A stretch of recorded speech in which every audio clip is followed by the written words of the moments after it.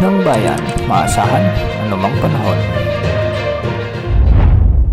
Magandang araw po sa ating lahat. Ngayon ay araw ng Martes, June 10, 2025 at narito na ang pinakahuling update sa magiging lagay ng ating panahon sa araw na ito at sa susunod na 24 oras. Sa ngayon nga ay isa ng ganap na bagyo ang low pressure area na ating minomonitor nung nakaraan pang mga araw.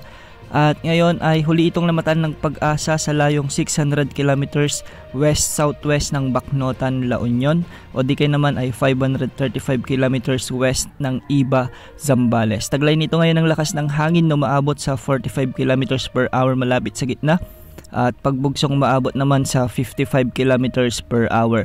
Sa kasalukuyan, kumikilos ito ng southwest ng 20 kilometers per hour. Ayon sa Pag-asa, posibleng maglabas-pasok ito sa ating area of responsibility sa anumang araw, ngunit mas mababa na ang tsansa na ito ay pumasok sa ating PAR.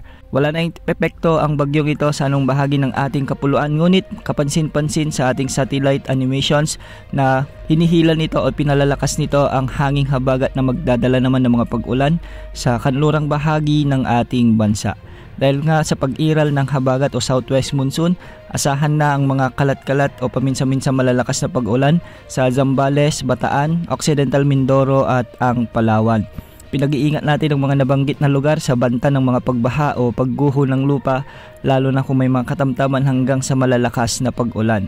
Samantala, magiging maulap naman ang mga kalangitan na may mga kalat-kalat na pag-ulan at thunderstorms sa buong Metro Manila, sa buong Visayas kasama ng Calabarzon, Bicol Region, ang nalalabing bahagi ng Central Luzon at ang buong Mimaropa. Ang mga lugar dang ito ay pinag-iingat din sa banta ng pagbaha at pagguho ng lupa, lalo na kung may mga katamtaman at malalakas na pag-ulan. Samantala, southwest monsoon din ang nakakaapekto sa Mindanao, ngunit hindi masyadong gaano naapektuhan ng mga pag-ulan kaya magiging bahagyang maulap hanggang sa maulap ang mga kalangitan dito na may mga isolated rain showers and thunderstorms. Gayunpaman, hindi pa rin inaalis ang posibilidad ng mga biglang pagbaha o pagguho ng lupa, lalo na yung mga lugar na ilang araw nang nakakaranas ng pag-ulan dulot ng severe thunderstorms. Samantala sa nalalabing bahagi naman ng Luzon ay localized thunderstorms naman ang magdadala ng bahagyang maulap hanggang sa maulap na kalangitan na may mga isolated rain showers and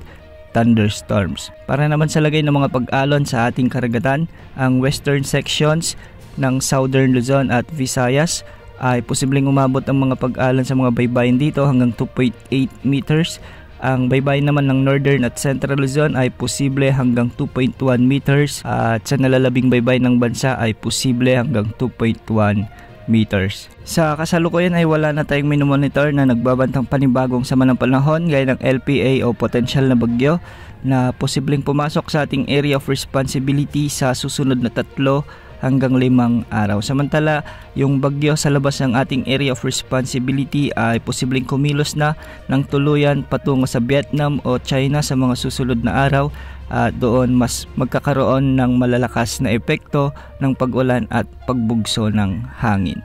Yan ang update sa lagi ng panahon. Ito po ang weather update ng bayan, maasahan anumang panahon.